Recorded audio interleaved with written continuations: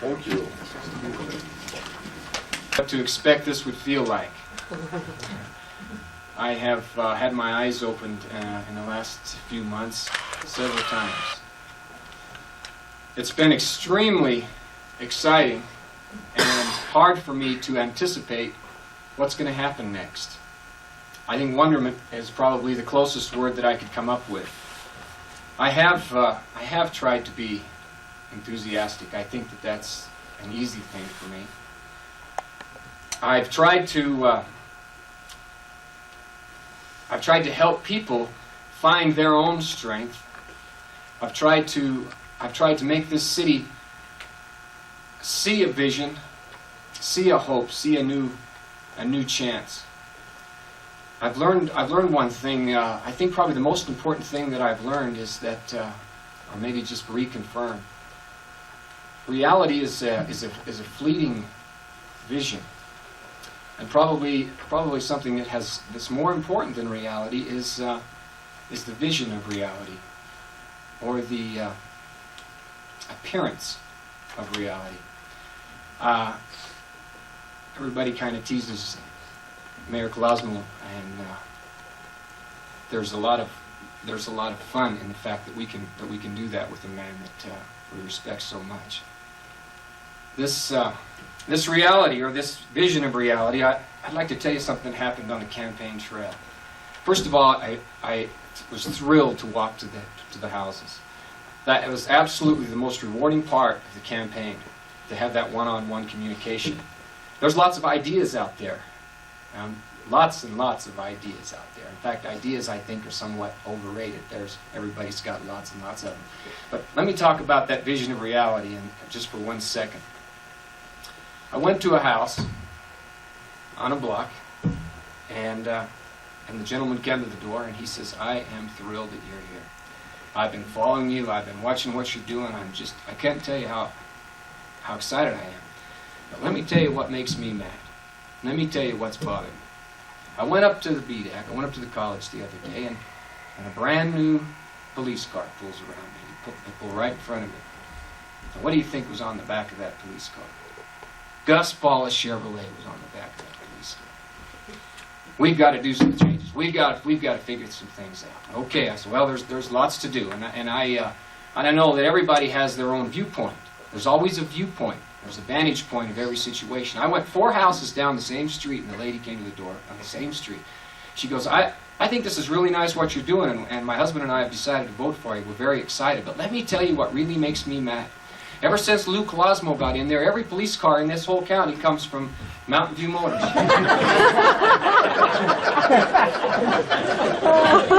Again, I says, yeah, we've got a lot to work on. That's the vision of reality. Though I don't think it's our place, or we'll ever be able to bring everyone into the arena to really see this reality. If we can change the attitude of the eyes that envision that reality, we might see a reality here that's completely different than what we expect. Actually, as this city is rolling, and we hear negative, and we sometimes see negative, and there is a negative element. There's a negative element everywhere. We really want to listen to it. We like complainers around this area. Somebody's got a complaint, they've got a legitimate gripe or complaint. But that's just a vision of their reality. When we hear that complaint, though, and I'm speaking very honestly, when we hear that complaint,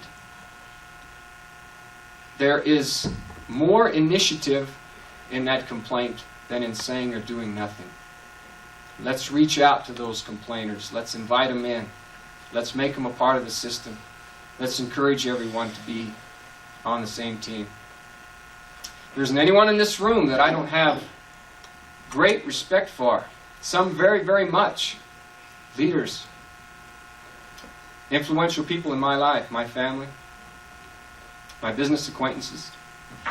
But there isn't anyone in this room that doesn't go through some attitude swings that couldn't represent Price maybe just a little clearer.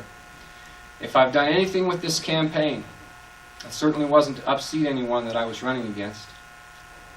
I'm in very good company, and I have lots of strength of mind that comes from knowing that I can lean on these people. If I've done anything in this campaign, I hope that it is to suggest that there won't be anything that will be all right. And there's very little that's done in good intent that is all wrong. The only thing that could be all wrong is not to try.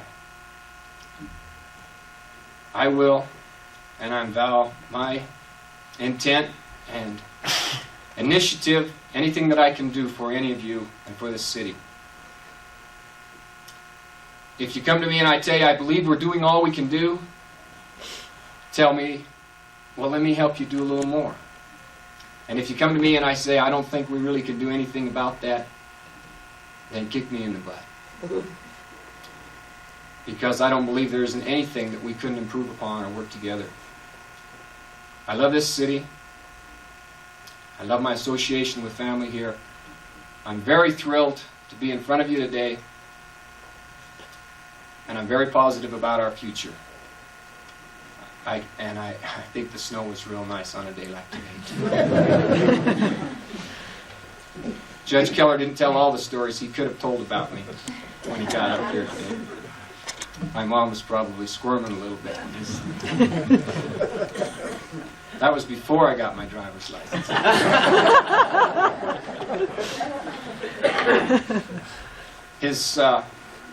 His story at the end, Lou's comments, both Jim and Lamont's comments, are what I really stand for in this area. And I'm talking about the story about all of the foreign goods and then wondering why our economy is in the shape we're in. We're at that same level here in Price, Utah. I hope to focus in on our strengths, to develop our strengths, to develop our awareness of those strengths, our selling and our public relations of those strengths and those uniquenesses that we have. We're strong here because we have quite a melting pot to work with. We have lots and lots of talent in lots of areas. Help me bring that together, speak well of each other, and at all possible, let's make it popular to be successful. And don't try to hold anyone back that is trying to do that. Thanks to my wife for having to live with me, and not just during the election. And my mother for her guidance, and my family. Thank you very much.